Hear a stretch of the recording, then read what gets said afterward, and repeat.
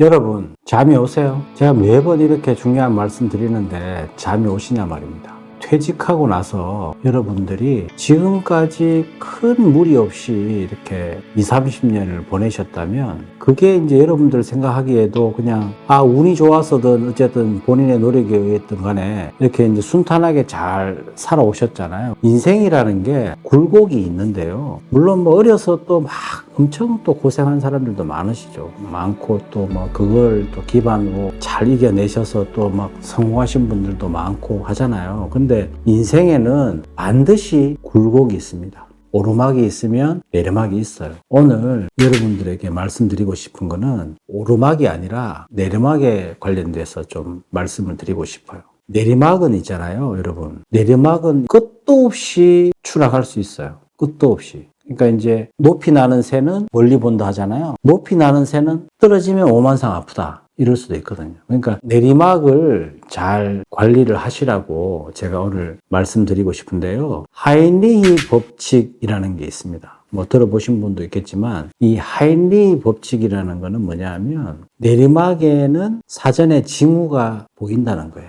그래서 1대 29대 300이라는 법칙이기도 합니다. 이 하인리히는 뭐냐면 보험조사관이에요. 보험사고조사관. 보험사고조사관이다 보니까 매년 발생하는 보험사고를 어떻게 하면 줄일지를 이렇게 좀 분석을 해서 한 5만 건 정도 되는 데이터를 분석을 한 거예요. 5만 건 정도 데이터를. 그래서 보니까 이게 딱 핵심이 뭐냐면 한 명의 교통사고 나는 지점에 한 명의 중상자가 발생하잖아요. 그러면은 그 전에 29명의 사고 경상자, 그러니까 이제 가볍게 나는 사고들, 이런 사고들이 있었다는 거예요.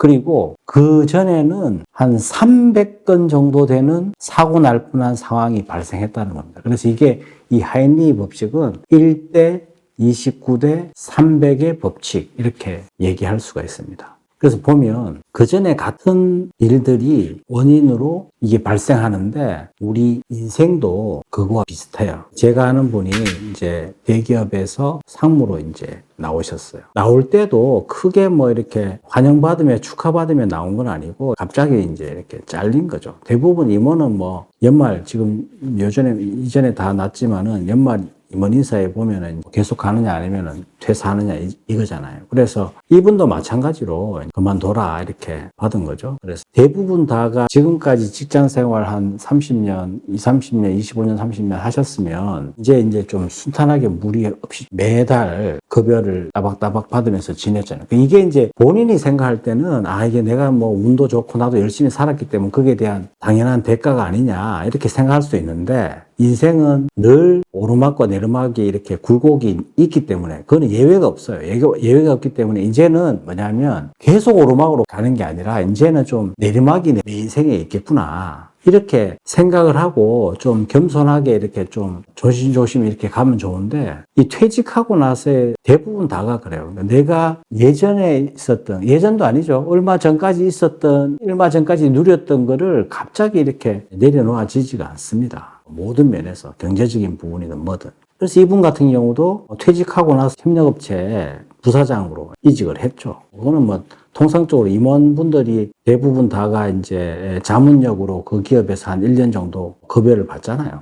받고 그다음부터 또 이렇게 이직을 하는데 이분도 마찬가지로 해서 이제 협력업체에서 이제 이렇게 또 스카우트 제안을 받고 1년 정도를 지냈어요. 근데 이제 계속해서 이렇게 무리 없이 이렇게 가면 되는데 갑으로 있던 사람이 을회사로 가서 그 대표이사에 을회사의 대표가 있잖아요. 그러면은 갑으로 있던 사람이 갑으로 있을 때는 이분이 을이지만 을회사로 가면은 그 대표이사 사장님을 오너분을 잘 모셔야 되는데 여전히 이분은 갑이야.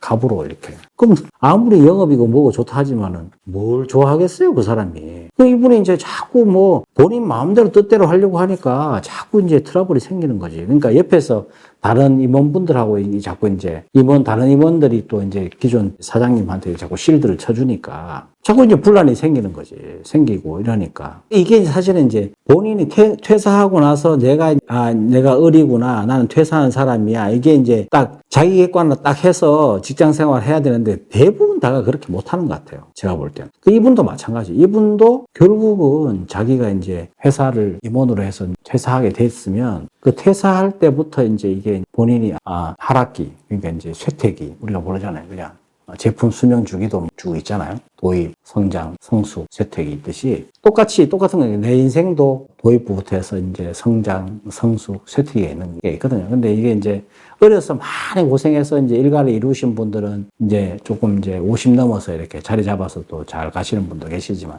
또 뭐 어려서부터 무난하게 지내신 분들은 좀 힘들 상황이 발생할 수 있는 거죠. 근데 그렇게 그걸 본인이 인지를 하고 딱 그렇게 스탠스를 딱 취하고 이렇게 가면 되는데 여전히 갑으로 지내니까 딱 그냥 대표이사가 참다 안 되니까 그만두시오 이렇게 된 거죠. 그럼 나오면 뭐예요? 나오라고 하니까 또 뭐 호기롭게 나가. 좀 뭐 다시 이렇게 좀, 사장님 죄송합니다. 제가, 이제 몰랐어요. 이러면서 이렇게 좀 가면 되는데 이미 이분은 1년 동안 그렇게 그 생활을 했기 때문에 이걸 이제 빼도 박도 못 하는 거지. 나와서 뭐예요? 할 수 있는 게 없지. 퇴직 30년 직장 생활 하다가 재취업해서 1년 있다가 나오잖아. 그러면 뭐 몇 개월 쉬는 거야 뭐 충분히 쉴 수도 있죠. 근데 쉬는 것도 하루 이틀이지. 한 6개월 쉬어보세요. 뭐 또 이제 나름대로 또 뭐 쉴 수는 있죠. 여행도 다니고. 근데 그 다음에 문제인데 이제 조급함이 생긴단 말입니다. 왜? 이제 뭘 해야 되니까.